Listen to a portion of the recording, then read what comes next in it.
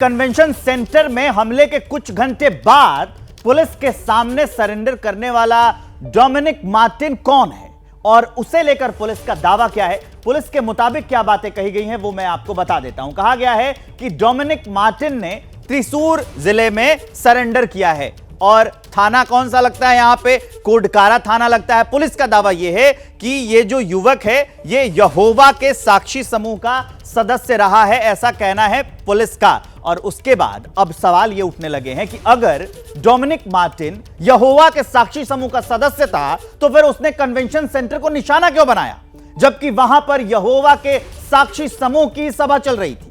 हालांकि पुलिस ये जरूर कह रही है हम डोमिनिक मार्टिन के दावों की जांच कर रहे हैं, यह पुलिस कह रही है। इस बीच एक और खुलासा हुआ है, वो भी जान लीजिए। यह कहा गया है कि धमाके में नीली कार का इस्तेमाल किया गया था, यह दावा किया गया है। जब जांच हुई है उसके बाद यह बात सामने आई है। पुलिस को शक है कि जो नीली कार थी उसमें हमलावर कार से कन्वेंशन सेंटर पहुंचा था। आगे का दावा यह है कि धमाके से कुछ वक्त पहले ही नीली कार कन्वेंशन सेंटर से निकली थी। ये आपको एक बार फिर से बता देते हैं कि कौन कौन से दावे किए गए हैं, कौन कौन से इसमें खुलासे हुए हैं। उसमें यह कहा गया है कि नीली कार का इस्तेमाल किया गया था इस धमाके में। पुलिस को शक है कि हमलावर कार से ही कन्वेंशन सेंटर पहुंचा था, क्योंकि नीली कार वहां देखी गई थी। धमाके से कुछ वक्त पहले ही नीली कार कन्वेंशन सेंटर से निकली थी। उसके बाद पुलिस अब इस पूरे मामले की जांच कर रही है। पुलिस को यह भी संदेह है कि घटना को अंजाम देने में टिफिन का इस्तेमाल किया गया था, टिफिन बम का। हालांकि अब तक हमले का मकसद साफ नहीं हुआ है। इस बीच चर्चा है कि केरल में बम के धमाके के पीछे फिलिस्तीनी आतंकी संगठन हमास का हाथ हो सकता है।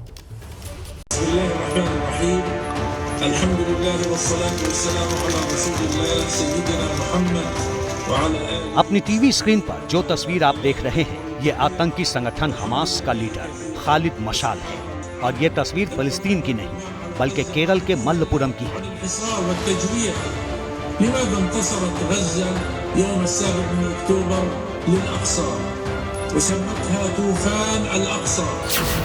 28 अक्टूबर को केरल के मल्लपुरम में youth organisation solidarity youth movement की ओर से एक रैली बुलाई गई थी, जिसे वीडियो कॉन्फ्रेंसिंग के जरिए खालिद मशाल ने संबोधित किया था।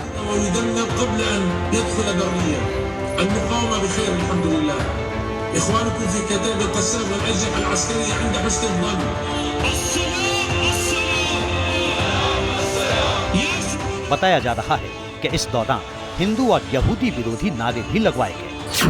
अब जरा टीवी स्क्रीन के नीचे लिखे इन शब्दों पर गौर कीजिए। साफ साफ लिखा है, बुलडोजर हिंदुत्व और यहूदियों को उखाड़ देगा। एक दिन पहले ही केरल में जहां पर जमात इस्लामी के यूथ विंग के कार्यक्रम में जिस तरह से हमास आतंकी संगठन के एक लीडर ने संबोधित किया, उसके बाद से ये शंका जताई जा रही थी कि कहीं ये आग और ना भड़क जाए। इस वजह से तमाम जगहों को, तमाम स्टेट्स पर हाई अलर्ट पर रखा गया था। पहले से ही इस बात को लेकर के सभी को सचेत किया गया था कि इस बात का ध्यान रखना होगा, हाईएस्ट अलर्ट पर रहना होगा सिक्योरिटी एजेंसीज को कि कहीं इस लड़ाई की आंच भारत तक ना पहुंच जाए। लेकिन अब जिस तरह से ये आतंकी हमला हुआ है, उसके बाद निश्चित तौर पर जो भारत की सिक्योरिटी एजेंसीज हैं उनकी चिंता बढ़ गई होगी। खुद गृह मंत्री ने सीधे केरल के मुख्यमंत्री से बात की और अब इस पर जो केंद्रीय जांच एजेंसियां हैं उन्होंने अपना काम शुरू कर दिया है। केरल पर हमास की एंट्री की यही वो तस्वीर है जिसने एर्नाकुलम ब्लास्ट के तार फिलिस्तीन की ओर मोड़ दी। ये बात और है कि केरल की वामपंथी सरकार के नेता ये मानने को तैयार नहीं। जो घटना घटी है ये भयानक है और ये साजिश है।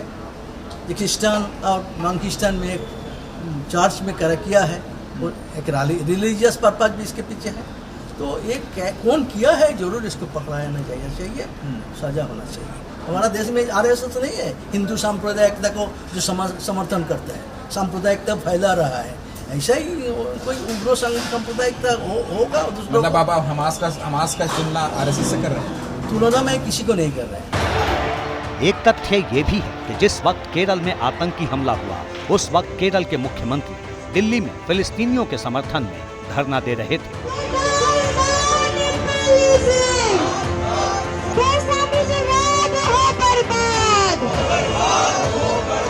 जब केरला में ब्लास्ट हो रहे थे, धमाके हो रहे थे, उस वक्त केरला के सीएम पी विजयन जो थे वो दिल्ली में सीपीआईएम दफ्तर पर फिलिस्तीन के समर्थन में धरना दे रहे थे। आज सुबह से ही सीपीआईएम दफ्तर पर एक मीटिंग चल रही थी। उसके बाद यहाँ पर फिलिस्तीन के समर्थन में एक धरना जो है वो ऑर्गेनाइज किया गया, जहाँ पर खुद सीएम पी विजयन जो थे वो पहुँचते हैं, कई नेता पहुँचते हैं और काफ़ी कार्यकर्ता यहाँ पर मौजूद होते हैं। ये धरना यहाँ पर फिलिस्तीन के समर्थन में किया गया। फिलिस्तीन को लेकर काफ़ी सारी बातचीत और कई सारे स्टेटमेंट्स यहाँ पर दिए गए। हालांकि इजराइल और हमास पर ज़्यादा बातचीत यहाँ पर नेताओं ने और खुद सीएम ने नहीं की। उसके अलावा जब केरला ब्लास्ट पर रिएक्शन लेने की कोशिश की गई खुद सीएम से और साथ ही साथ उनके नेताओं से, तो सीएम ने इस पर बातचीत नहीं की और उनके एक नेता ने यह भी जवाब दिया कि अभी उनको इस बारे में मुकम्मल जानकारी नहीं है उन नेता को, इसीलिए वो बातचीत नहीं करेंगे। तो एक तरफ केरला में धमाके और दूसरी तरफ केरला के सीएम का दिल्ली में सीपीआईएम दफ्तर पर फिलिस्तीन के समर्थन में धरना। पहले केरल की रैली में हमास के लीडर का संबोधन, फिर दिल्ली में फिलिस्तीनियों के समर्थन में मुख्यमंत्री का धरना प्रदर्शन और अब एर्नाकुलम में बम धमाके ने सवालों की दिशा इजराइल हमास युद्ध की ओर मोड़ दी है। सवाल है, क्या इजराइल और फिलिस्तीन की लड़ाई भारत तक आ गई है? क्या फिलिस्तीन का आतंकी संगठन हमास भारत में एंट्री कर चुका है? ये सवाल इसलिए भी उठ रहे हैं क्योंकि हाल ही में दिल्ली पुलिस की स्पेशल सेल ने आईएसआईएस के 2 आतंकियों को गिरफ्तार किया था। इन आतंकियों के पास से यहूदियों के महत्वपूर्ण स्थल चावड़ हाउस के वीडियो मिले थे, जो कि आतंकियों ने चावड़ हाउस की रेकी कर विदेश में बैठे आकाओं को भेजे थे। इतना ही नहीं, पुलिस ने आतंक के जिस अल सूफा नेटवर्क का खुलासा किया, उसके निशाने पर भारत में मौजूद यहूदी स्थल थे। यानी कि 7 अक्टूबर को इजराइल पर हमास के हमले के बाद से ही आतंकी भारत को निशाना बनाने की साजिश कर रहे थे। केरल में हुए बम ब्लास्ट के बाद पूरे देश भर में पुलिस अलर्ट मोड पर है। जहां जहां यहूदी सेंटर है वहां पुलिस ने अपनी नजर बनाई हुई है। मैं इस वक्त मौजूद हूं मुंबई के कोलाबा इलाके में और आप मेरे पीछे जो ये तस्वीर देख रहे हैं ये छावड़ हाउस की तस्वीर है। 26/11 हमले के दौरान आतंकवादियों के निशाने पे ये छावड़ हाउस भी रहा है। उसके बाद से लगातार ही मुंबई पुलिस जो है इसकी सुरक्षा कर रही है।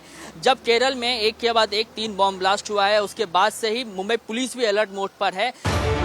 केरल बम धमाकों के बाद मुंबई पुलिस को अलर्ट कर दिया गया है। साथ ही यहूदी स्थल चावड़ हाउस की सुरक्षा व्यवस्था भी बढ़ा दी गई है।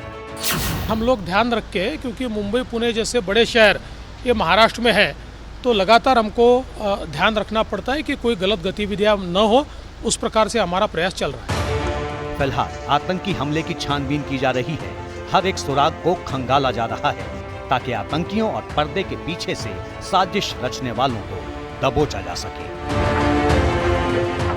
जैसे ही घड़ी का काटा दोपहर 2:30 पे आए, बबीता जी का दिल सास बहू साजिश के लिए मचल जाए। और ये है इनकी बहू, पूरे दिन ऑफिस की टेंशन हो जाए गॉन जब ये करें अपना फेवरेट शो फ्री टाइम पे ऑन। इनकी तरह आप भी देखिए अपना फेवरेट शो अपने टाइम पर और डाउनलोड कीजिए एबीपी लाइव ऐप अपने स्मार्ट टीवी पर।